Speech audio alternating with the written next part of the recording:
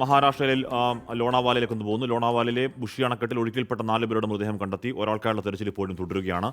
ശ്രീനാഥ് ചന്ദ്രൻ തുടരുന്നുണ്ട്. അവിടെ ശ്രീനാഥ് ഒരാൾക്ക് വേണ്ടിയുള്ള തെരച്ചിലിന് വേണ്ടി പരമാവധി മനുഷ്യസാധ്യമായതിൻ്റെ പരമാവധി ശ്രമിക്കുന്നുണ്ടായിരുന്നു. എന്തെങ്കിലും ഫലം കാണുന്നുണ്ടോ? ജീവനോടെ രക്ഷപ്പെടുത്താം എന്ന പ്രതീക്ഷയുണ്ടോ ശ്രീനാഥ്? സമയം കൂടി വരികയും ചെയ്യുന്നു.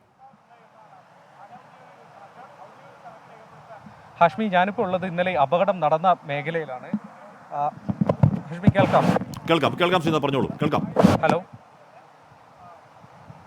ശ്രീനാഥ് കേൾക്കാം, പറഞ്ഞോളൂ.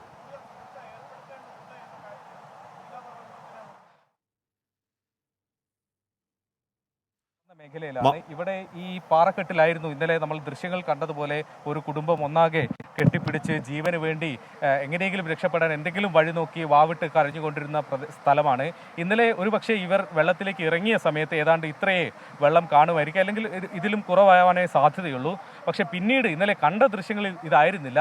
മലവെള്ളമാകെ ഈ പ്രദേശത്ത് ഇങ്ങനെ കുത്തി ഒലിച്ചെത്തി ആ കുടുംബം അവിടെയുള്ള ഈ പാറക്കെട്ടിൽ അങ്ങനെ പെട്ടുപോവുകയും പിന്നീട് ഇവിടെ നിന്ന് ആളുകൾ എറിഞ്ഞു കൊടുത്ത കമ്പുകൾ ഇപ്പോൾ അവിടെ കാണാം. അവരെ രക്ഷിക്കാൻ വേണ്ടി സമീപത്തെ മരത്തിൽ നിന്ന് പറിച്ച് എറിഞ്ഞു നൽകിയ കമ്പാണ് അവിടെ കിടക്കുന്നത്. പക്ഷേ അതിലൊന്നും അവരുടെ പിടി കിട്ടിയില്ല. മാത്രമല്ല, ഇവിടെ ഏറ്റവും വേദനിപ്പിക്കുന്ന കുറേ കാഴ്ചകൾ കൂടിയുണ്ട്. ഇവിടെ ഈ വെള്ളത്തിൽ ഇറങ്ങുന്നതിന് മുൻപ് കുട്ടികൾ അഴിച്ചുവെച്ച അവരുടെ കുഞ്ഞ് ചെരുപ്പുകൾ, ഈ കുടുംബം വെള്ളത്തിലേക്ക് ഇറങ്ങുന്നതിന് മുമ്പ് അഴിച്ചുവെച്ച ചെരുപ്പുകൾ, ഒപ്പം തന്നെ ഇന്ന് രാവിലെ കിട്ടിയത്, നേരത്തെ നമ്മൾ ആൺകുട്ടിയുടെ മൃതദേഹമാണ് കിട്ടിയതെന്നായിരുന്നു ആദ്യം നമുക്ക് ലഭിച്ച വിവരം. പക്ഷേ ഇവിടെ നിന്ന് നമുക്ക് സ്ഥിരീകരിക്കാൻ കഴിയുന്നത് മരിയ എന്നുള്ള പെൺകുട്ടിയാണ്.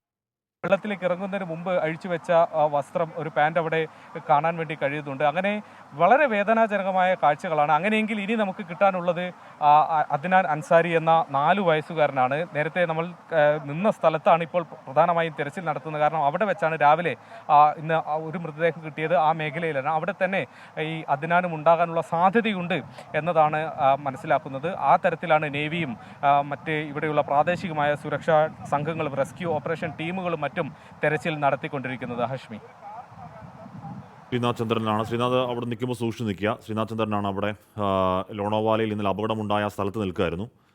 നേരത്തെയൊക്കെ നമ്മളെ ദൃശ്യങ്ങൾ കാണുന്നതിനേക്കാൾ കൂടുതൽ വേദന കാണുന്നുണ്ട്. ഇറങ്ങുമ്പോൾ എന്താണ്, വെള്ളത്തിലേക്ക് ഇറങ്ങുന്നതിന് മുമ്പ് ഊരി വെച്ച ഷൂ, വസ്ത്രങ്ങളൊക്കെ അവിടെ കാണുന്നുണ്ട്. അതിൻ്റെ ദുരന്താവശിഷ്ടം പോലെ കാണുന്നുണ്ട്. ഒരാൾക്ക് വേണ്ടിയുള്ള തെരച്ചിൽ ഇപ്പോഴും തുടരുകയാണ്. ജീവനോടെ രക്ഷിച്ചെടുക്കാൻ കഴിയും എന്നൊക്കെയുള്ള പ്രതീക്ഷ എത്രത്തോളം ഉണ്ട് എന്ന കാര്യം ഇപ്പോഴും സംശയമാണ് എന്ന് പറയുകയാണ് ശ്രീനാഥ്, സമയം കൂടി വരുന്നതുകൊണ്ട്.